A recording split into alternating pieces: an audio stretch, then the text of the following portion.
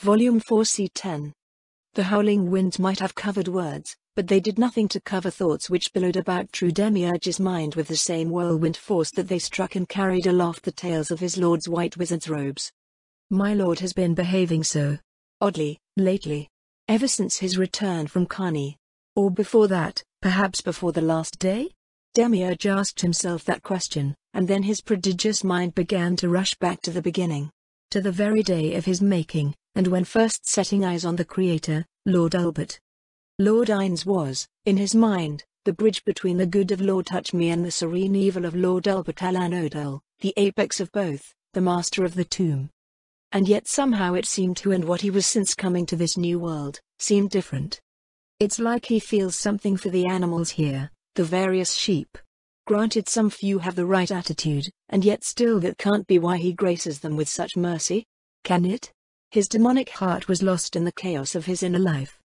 Not least because, Lord Albert, where did you go? Did I fail you somehow? Did I let you down? Was I not good enough? Was I thrown away like the others? Did I not perform as you wished me to? That string of thoughts tightened itself around the black heart within his breast, and it was only that one among the 41 remained behind to see them to their end. How his indomitable majesty managed to save their creations is something my feeble mind will never understand.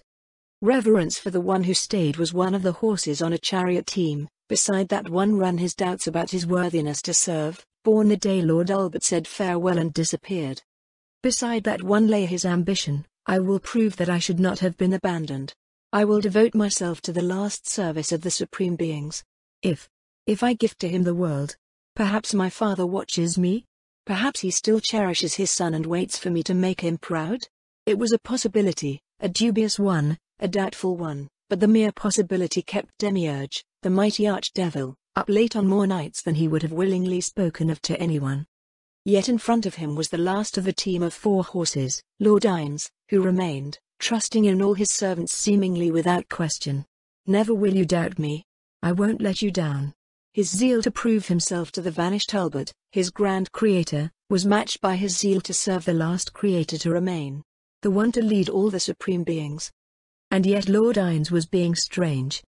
It wasn't one thing, it was many little things. As the undead lord who unleashed his aura of despair, he seemed to stand above all.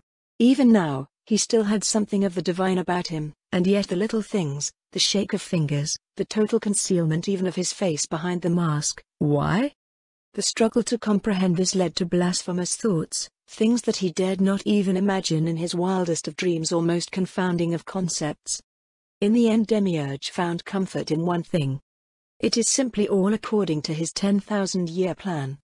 That knowledge of the Supreme Being's great masterpiece woven over the tapestry of time filled the archdevil with excitement that transcended and consumed all anxiety every time questions raised themselves in ways he dared not entertain for long. Demiurge? Ines asked without looking backward at him. My lord? He asked with a voice of trepidation at the muffled voice of the king. What am I to you? Ines asked. I don't understand, my lord? Demiurge said, raising an eyebrow and holding his shaking hands behind his back. Though not affected by the cold, such an intimate question shook him to the core. Am I merely your king? Or am I more? To a child, a father is a provider, a protector, a steady guide, a disciplinarian, a confidant, a teacher. Many things. Or I as a sister to Mare, but also his confidant, his friend, his comrade, and a guide he listens to.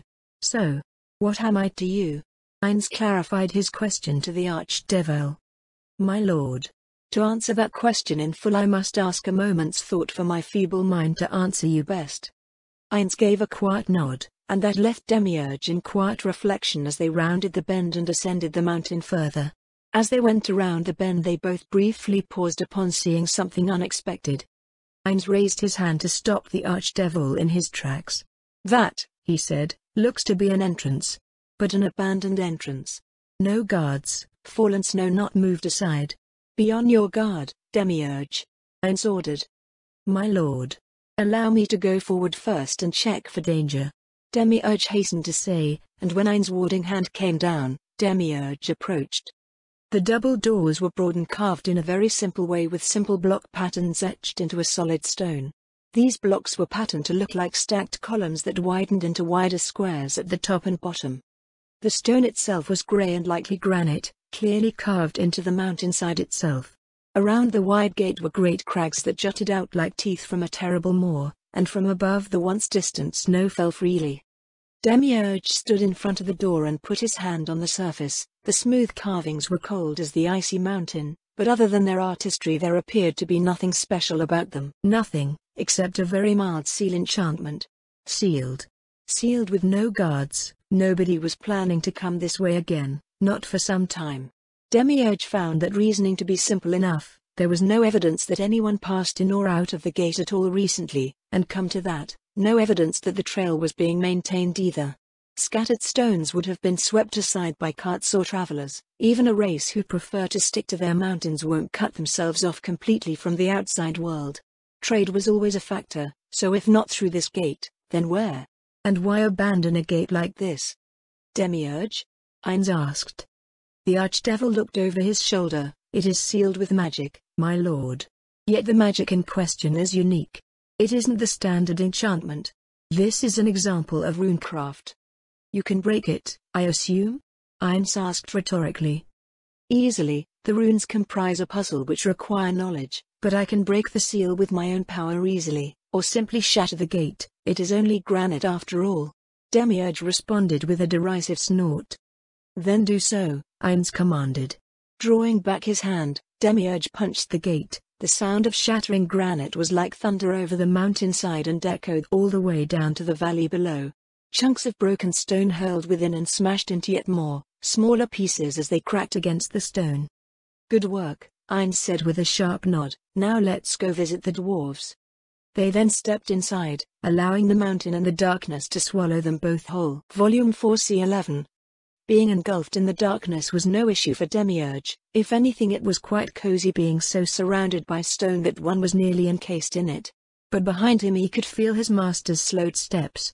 Does the mountain not please you, my lord? Should I destroy it for you?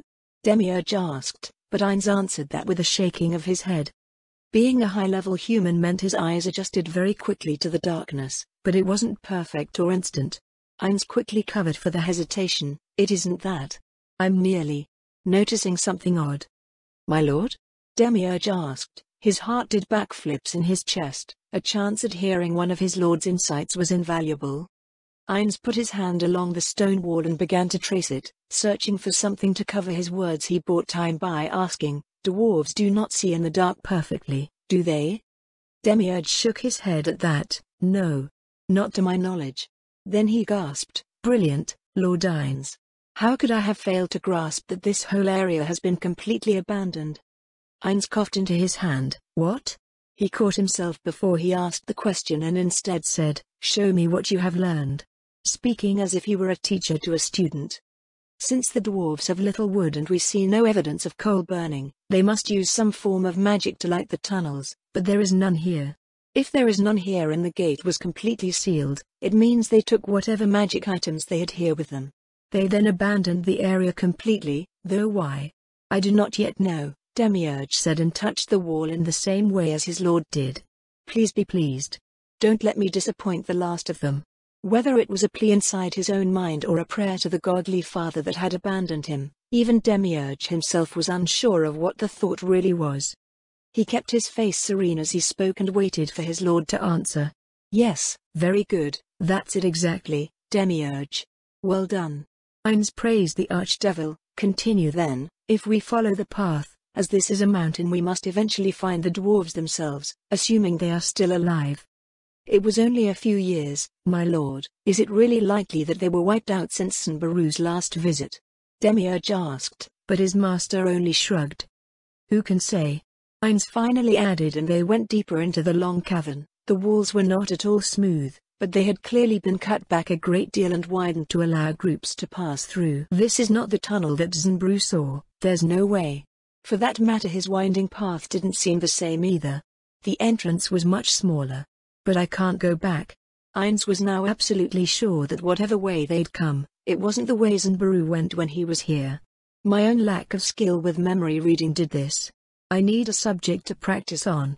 Who knows when this might matter again? Ainz resolved, and allowed Demiurge to remain in front.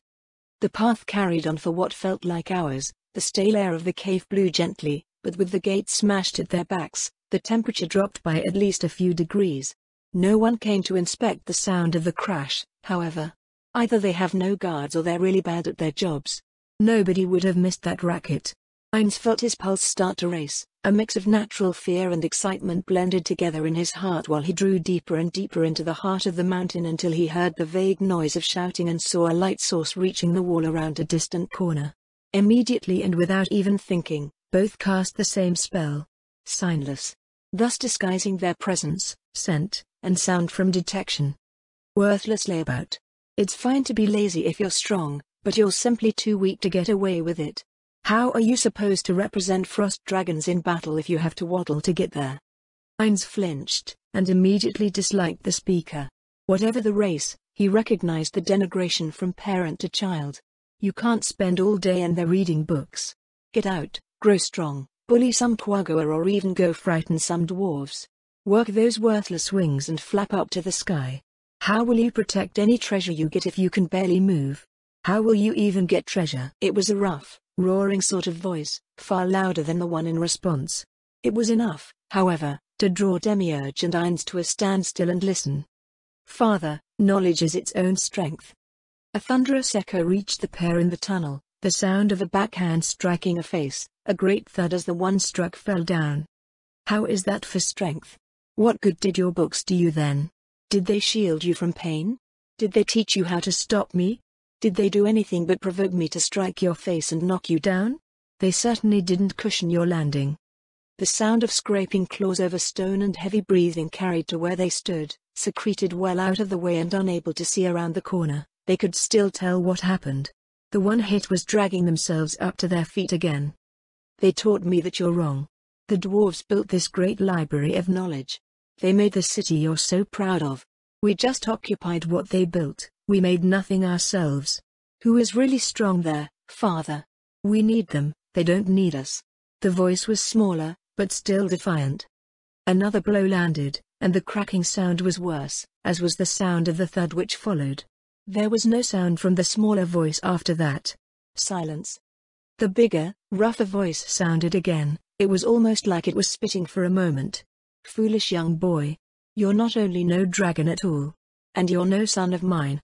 A disappointment, knocked out by a single blow. Lie there and think about this in your dreams. Neither Demiurge nor Heinz moved a muscle during that time. The sound of the retreating heavy steps shook the stone ahead of them, and finally Heinz used a message spell to communicate with the Guardian. We're going to see the unconscious one. He seems more likely to listen. Gladly, my lord. Absolutely gladly. Demiurge answered before the spell died and they emerged out into the open. Volume 4c12. Minutes later, Heinz and Demiurge found themselves staring at a rather fat-looking young dragon.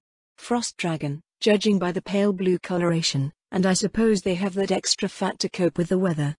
Heinz reached out and touched the unconscious creature at the shoulder. Though obviously very young, it was still several times more massive than Heinz himself. With a large head that reminded him vaguely of a Doberman, with a bony crest, broad thick shoulders, and though its body seemed squat at a glance, it did have a fairly lengthy tail. The creature was also injured. A cracked jaw at the very least. Around them lay a city that seemed entirely empty of life, and was definitely not intended for dragons. The buildings were uniformly carved out of solid stone, lighter granite and darker stone that might have been obsidian. Most noteworthy was that the buildings themselves, including the roads, were all carved out of the mountain itself and into a tiered structure that rose up like a pyramid. What do you make of this city, Demiurge? Heinz asked of the genius. Demiurge looked it over with his tail lashing at his back. It isn't Nazarick. But, my lord, the dwarves must be excellent craftsmen. They clearly put abundant thought into the organization and management of this place. The construction maximizes living space for the population without needing to take up a great deal of open ground, and they use the open spaces above ground level very effectively. For a lesser race, they use what they have quite well. It was high praise from the Archdevil, and yet Heinz had to correct one thing. Demiurge, I remind you that we are here with peaceful intentions, so behave with respect to our hosts, even if you must act the part. Conceal your contempt and don't say such things in front of them. Willing obedience is always better than forced obedience. Demiurge stiffened, his tail froze as if caught in ice. Of course, my lord, I understand. The archdevil kept his face serene, and yet as his master's plan unfolded in his own mind. Of course. How foolish of me. How could I not see that this was his plan all along? I can't fail him. I must show I understand. He gave a half bow with a hand over his heart. Of course, my lord, I comprehend a fragment of your master plan now. How foolish of me to not realize that was your grand design. My grand design? What is he talking about? Ainz asked himself in a panic that forced him to put his back to Demiurge and pretended to look over the unconscious dragon youth. He recovered quickly. You understand it then? The plan? Ainz asked vaguely as he could. Yes, a fragment only, but still, that inch in your endless ocean of knowledge, I now understand. Demiurge replied with a proud smile spread over his slender face. Good. Then. Ainz scanned the area and pointed to an open door. In there, I presume the young one came out of that room. Drag him back inside. We'll converse with him then. At once, my lord. Demiurge replied, and as Ainz headed toward the double door, Demiurge grabbed the unconscious dragon's tail and dragged him inside. The sound of claws scraping along the floor was the only noise other than their footsteps for several seconds as they entered the room. Demiurge yanked the dragon forward, sending the bloated body of the monster sliding steadily forward until he came to a stop at a wooden wall full of books where he hit with a relatively soft thud. Meanwhile Ainz shut the door behind them both. The unconscious body remained a crumpled heap while Ainz walked over to it. With the thick stone doors closed behind them, there was little risk of being overheard. But still, desiring some certainty of privacy, he removed a scroll of silence from his inventory and used it. The third-tier scroll was barely worth anything, but still he felt the pang of parting with the magic item as the blue flames consumed it to activate the spell. How soon before your farm goes into production, Demiurge? Ainz asked, and Demiurge had a toothy smile to flash his way. As soon as I return. There wasn't much of a criminal element left in Irantal, but there were some in prisons in the kingdom which we can easily acquire for labor and production purposes. The archdevil said with pride. Good, I don't want our scroll supply to be threatened. Ainz replied while he removed a healing scroll from his pocket dimension. Of course, my lord. I will redouble my efforts when we return. Demiurge promised. His tail lashing swiftly like an angry cat's at his back. Is he unhappy with our pace? Was that a warning that he might leave us? It was so difficult to get a handle on the mind of the last supreme being, but at least there was no cold sweat for now to give away his fears. See that you do. I have faith in your abilities, Demiurge, Ainz said, and at his back, Demiurge's heart soared. Ainz, however, could not see that. He stood over the injured dragon, extending one hand over the head. He activated the scroll. It opened, caught fire, and blue flames licked at his gloved hand. It roared without a sound and burned without heat until the scroll was no more.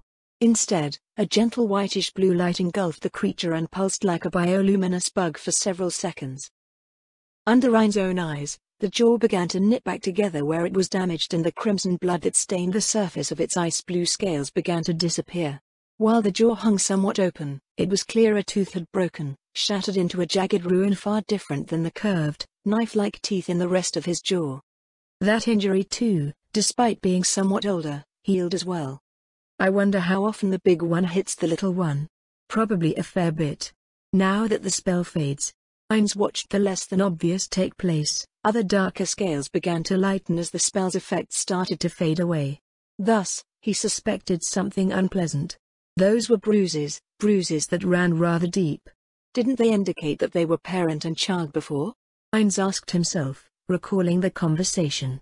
That did definitely seem to be the case. A distinct dislike for the elder dragon settled into his guts. He tried to imagine himself acting that way.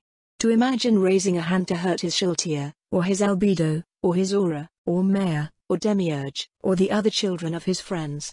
The very thought of inflicting injuries on them, it was rotten in his gut. Rot, bile and sick disgust at the very idea.